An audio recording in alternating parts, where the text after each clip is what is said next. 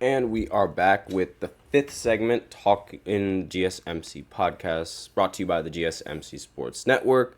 And Jesus Christ, I messed up that intro badly because I have no idea why. But in this fifth segment, we are going to be talking about this new series that's going to be premiering soon, I believe, on Max. I'm not entirely sure. I have to go check again. But it's going to be about the Clippers' previous owner. Actually, no, it's going to be on FX and on Hulu, excuse me. It's going to be called Clipped.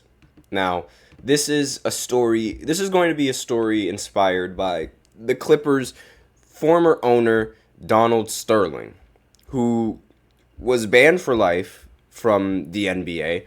And I will go ahead and explain, just give a brief little history of Donald Sterling and his, many problems with certain people that again you guys will understand like directly after the segment. So for those of you who don't know, Donald Sterling, he was the owner for the Clippers for arguably the longest time up until 2014, I believe, and he was banned for life in the NBA. Now, I'm looking at this article. I actually have several articles pulled up. I'll look at the ESPN article first, since that one is you know, a little bit more accurate in my opinion. So it was morning of Game 5 of the Warriors 2014 first round playoff series against the Clippers.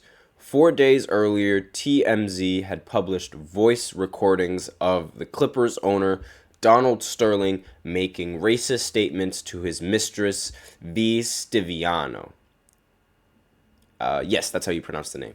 Throwing the NBA into a tailspin. When Myers called his boss with a status report, he told him in no uncertain terms, "These guys are going to walk off the floor," Welts recalled.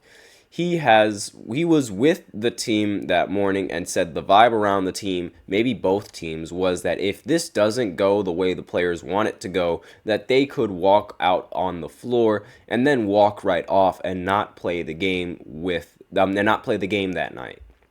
Donald Sterling had been a blight on the NBA for 3 decades. There were dozens of incidents that could have been grounds to kick him out of the league, but this tape was something else. This is a quote. "In your lousy effing Instagram, you don't have to have yourself walking around with black people," Sterling told Stiviano. "It bothers me a lot that you want to promote broadcasts that you're associating with black people. Do you have to?" At one point, Stiviano asks Sterling, "Do you know that you have a whole team that's black that plays for you?" And he responds, "Do I know? I support them and give them food and clothes and cars and houses. Who gives it to them? Does someone else give it to them? Who makes the game? Do I make the game or do they make the game?" The NBA players, they were appalled. They threatened to boycott playoff games if new NBA Commissioner Adam Silver didn't get rid of Sterling quickly and definitively. And LeBron James, who played for the Miami Heat at the time, "There's no room for that in our game."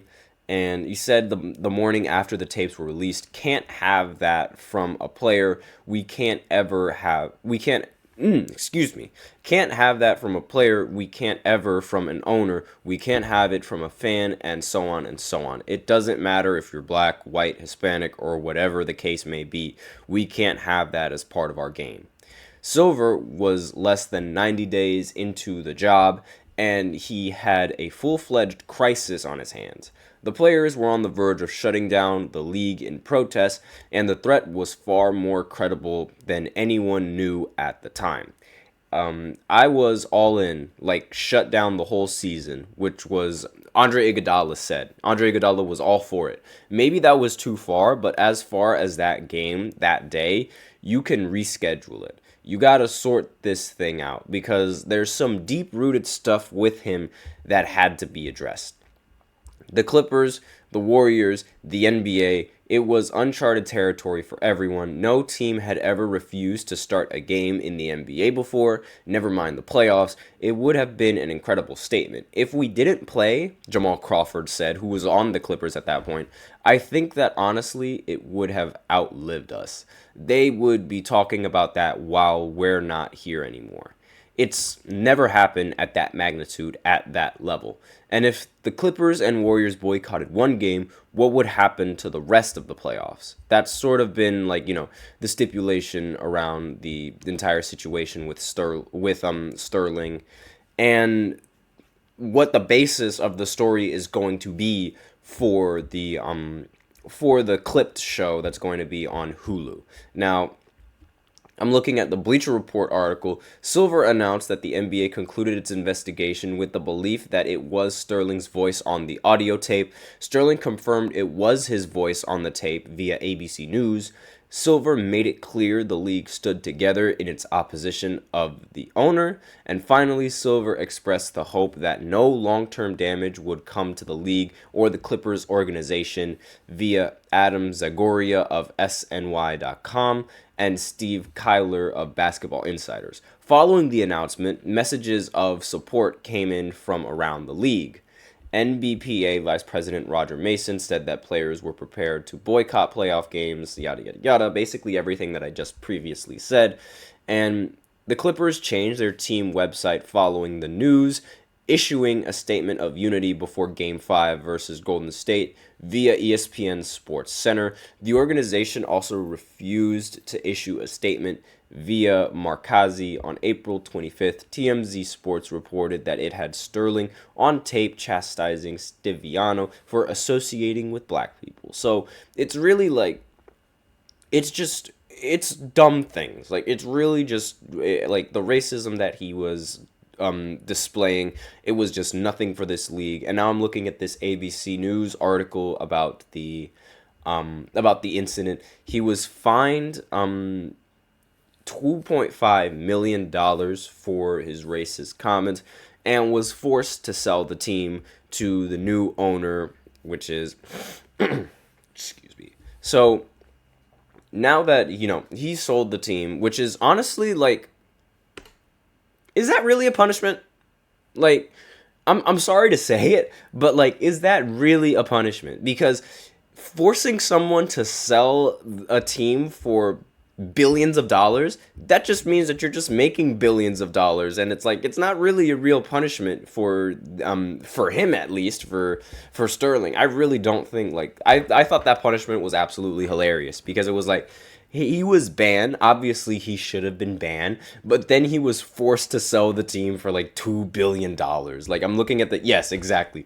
He was forced to sell the team to Steve Ballmer for $2 billion. Like, wow, such a punishment. He says racist remarks, and boom, $2 billion shows up in his bank account. That is, it's like you can't make that up. You just can't make that up. Is there something on my camera? Hold on just 1 second. Let me fix that. Yeah, I don't know what that was. There was something on my camera, and it was blocking the view. I apologize for that. But he sold the team for $2 billion. Like, whoa, such a crime. And this is what the Hulu series is going to be about, because I guess it's going to like shed some new light on the entire scandal and like every other problem that he had with the Clippers. So here are the key allegations. The audio recording, male voice identified by Stiviano and the NBA as Donald Sterling, chastising Stiviano for posting pictures of herself with black people on her Instagram. Stiviano points out that she is black and Latina. Sterling says that it is fine because she can seem like a, quote, delicate white or delicate Latina girl. This is all on ABC News. Like, this is from the article, so like, don't quote me on that. That is absolutely disgusting, the fact that he even had that thought in his head. Stiviano's lawyers released a statement saying that the audio tape was part of a 1-hour recording and confirmed that the voices were that of Stiviano and Sterling. They denied that she made the recording public. Next accusation, the team released a statement saying Mr. Sterling is emphatic that what is reflected on that recording is not consistent with, nor does it reflect his views, beliefs, or feelings. It is the antithesis of who he is, what he believes, and how he has lived his life. And another thing, Donald Sterling has faced allegations of racial discrimination in the past.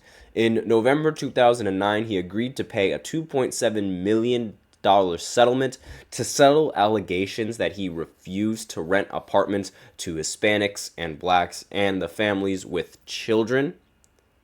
In 2011, Sterling won a lawsuit brought by former Clippers general manager Elgin Baylor over harassment and discrimination claims. This is all on ABC News. All these accusations are on ABC News.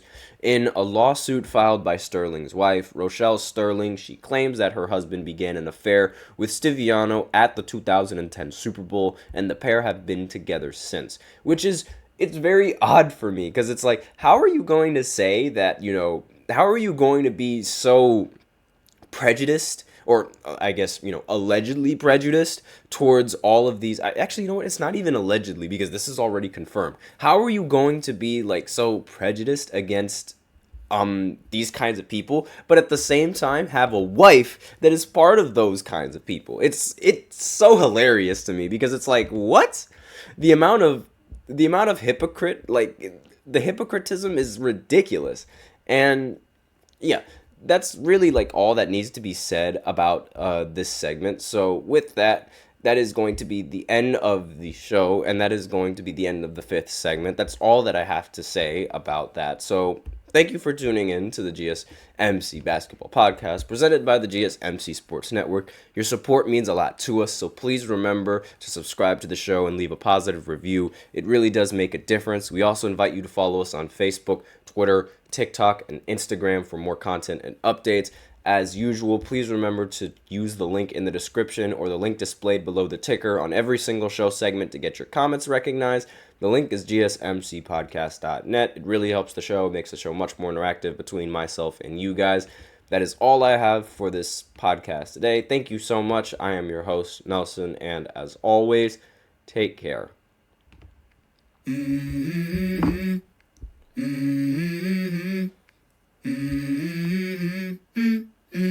Let's go. I wake up to a little bit of drool on my pillow, feel like it's gonna be a bad day. Yeah, I'm tired of shit, and the coffee ain't hit yet, damn, ain't that great.